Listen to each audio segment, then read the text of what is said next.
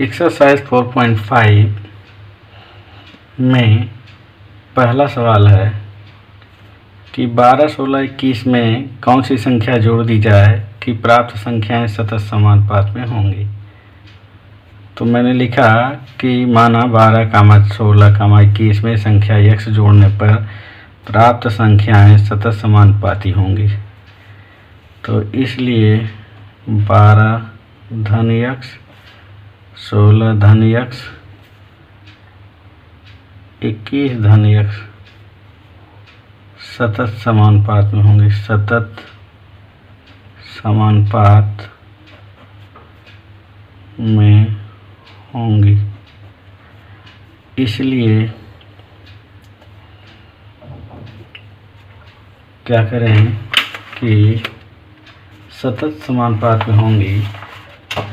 बीच का जो वर्ग, ये बीच की जो संख्या है 16 प्लस x का स्क्वायर बराबर पहली संख्या और गुणे दूसरी संख्या। माने ये यहाँ का फार्मूला हो जाएगा बी स्क्वायर बराबर ए सी, बी स्क्वायर बराबर ए सी। अब इसका जब स्क्वायर करेंगे 16 का स्क्वायर 256 आता है।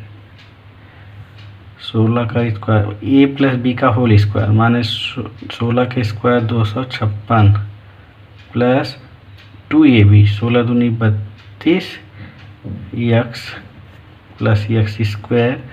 इसका a प्लस बी से मैंने होल स्क्वायर कर लिया और इसका जब गुणा करेंगे तो यहाँ भी हम एक फार्मूला अपना सकते हैं। माने x में 21 जोड़ा गया है, x में 12 जोड़ा गया है, तो आएगा एक्स स्क्वायर धन 12 और 21 कितना हो गया 2 1 3, 2 1 3 x और 12 और 21 का गुणा, 12 21 का गुणा 252 आएगा। दोनों तरफ है, एक कट जाएगा प्लस प्लस में, तो यहाँ 256 है, अब इधर ले आओ 252 बराबर 33x माइनस 32x। यहाँ x बचा, यहाँ 56 और 52 में कितने का अंतर, 4 का, इसलिए x बराबर 4 आएगा। x बराबर 4 यह उत्तर। कौन सी संख्या जोड़ने पर प्राप्त संख्या समानुपाती होंगी, 4। दूसरा सवाल है 23 माइनस x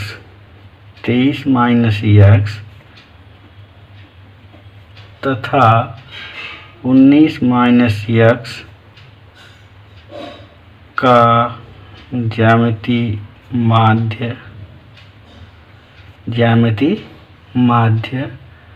28 माइनस x है, 28 माइनस x है। तो x का मान फाइंड आउट करना है, इसलिए वही फार्मूला बी स्क्वायर बराबर ए सी वाला अगर सतत समानुपात में है तो ये ज्यामितीय माध्य होता है बी स्क्वायर बराबर ए सी। तो यहाँ पर ज्यामितीय माध्य 28 माइनस x है, तो इसको स्क्वायर बराबर 23 माइनस x गुणे 19 माइनस x। अब यहाँ पर जो है फिर से वही काम कर लेंगे। 28 का स्क्वायर 784 होता है, 784 माइनस 28 दूना 56 x धन x स्क्वायर। फिर 23 का गुणा 19 में करेंगे, 23 का गुणा 19 में, ये 437 आएगा।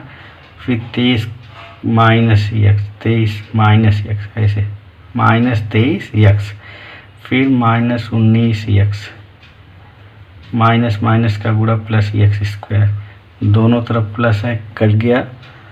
अब यहाँ पर देखें आ गया 784 माइनस 56x बराबर 437, 9 3 12, 2 1 3 1 4 माइनस 42 x। अभी क्या करते हैं, पक्षांतर करते हैं। 784 माइनस 437 बराबर -42x प्लस 56x। तो देखो ये माइनस है प्लस है, तो 6 में से 2 निकला 4, 5 में से 4 निकला 1, ये धन में आएगा क्योंकि धन वाला ज़्यादा है। और 784 में से घटा दो 437, 14 में से 7 निकला 7, 7 में से 3 निकला 4 और 7 में से 4 निकला 3। इसलिए x का मान फाइंड आउट करने के लिए 347/14, ये जो x का 14 है उससे भाग लग जाएगा, यही उत्तर आ। तीसरा सवाल है, 3 संख्याएं सतत समानुपात में हैं और उनका ज्यामितीय मान 12 है और जो अन्य 2 संख्याओं का योगफल है वो 26 है। तो माना a, b, c सतत समानुपात में है, इसलिए b बराबर 12 हो जाएगा। इसलिए b² बराबर AC ऐसा लिख सकते हैं। ये ज्यामितीय माध्य से आया, ज्यामितीय माध्य से। तो b बराबर यहाँ 12 दिया गया है और a + c बराबर 26 दिया गया है, ये दत्त है, दिया गया है। तो यहाँ से a का मान या c का मान निकाल लेते हैं। 26 - a, यहाँ से c का मान 26 - a। अब हम जो है इस सूत्र में रखते हैं b² गुणे AC में। b का मान है 12, 12 का स्क्वायर बराबर a, तो है c का मान कितना है 26 - a बराबर में 144, 26a माइनस a²। पक्षांतर करो, इधर आया प्लस हो गया, ये आया माइनस हो गया और प्लस 144 बराबर 0। गुणनखंड करो, a² - 26 से धन 144। अब 144 का ऐसा गुणनखंड करो जिसका योगफल -26 हो जाए। तो 18 में 144, 18, 8 64, 8 1 8 14 और ये दोनों माइनस रहेगा तो इसका गुणा हो जाएगा धन। माने यहाँ पर 18a माइनस 8a धन 144 बराबर 0। तो यहाँ ये कॉमन ले लो, a - 18, यहाँ 8 कॉमन ले लो, a माइनस, ये देखो माइनस बाहर ले लिया तो ये माइनस माइनस प्लस होगा, 18 आएगा। a - 18 दोनों जगह है, a - 8 बराबर 0, a - 18 बराबर 0 या a - 8 बराबर 0, a बराबर 18, a बराबर 8। तब यहाँ से आप निकाल सकते हो b का मान क्या आएगा, b का मान तो 8 है, यहाँ से c का मान निकालो, यहाँ से c का मान निकालो। c का मान है आप जानते 26 - a, तो c बराबर 26 - 18, c बराबर 8, यहाँ 26 - a, c बराबर 26 - 8, c बराबर 18।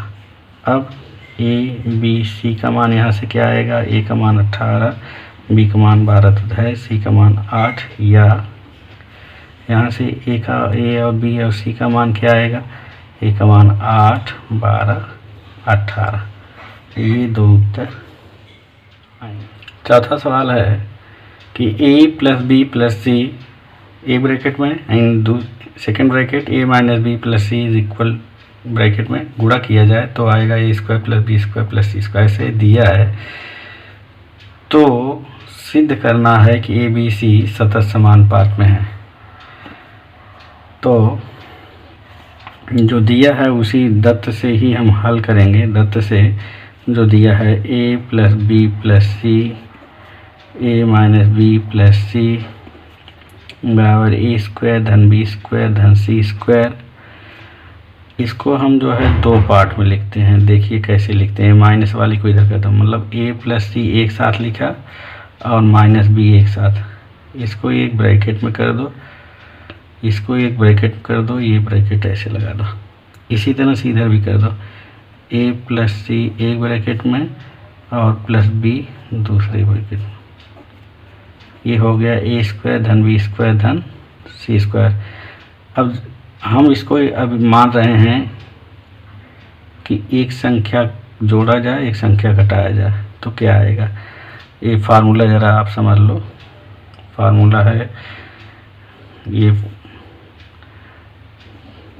फार्मूला जो पढ़ा जाता है ए प्लस बी और ए माइनस बी बराबर होता है ए स्क्वायर माइनस बी स्क्वायर।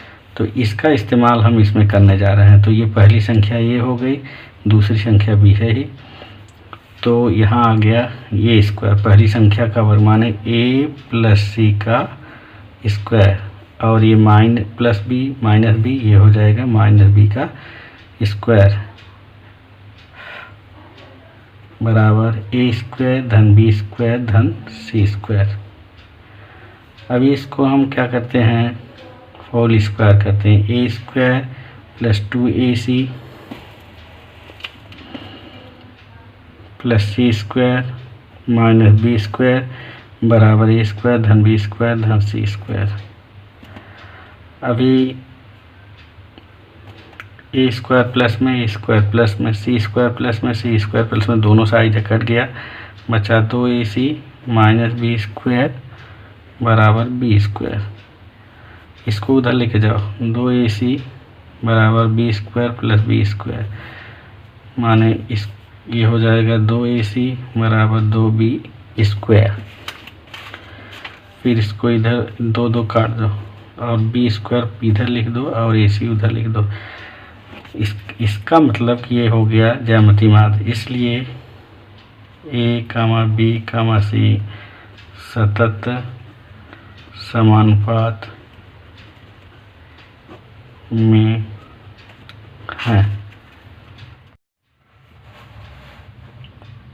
5 और 6 को कैंसिल कर दिया गया है।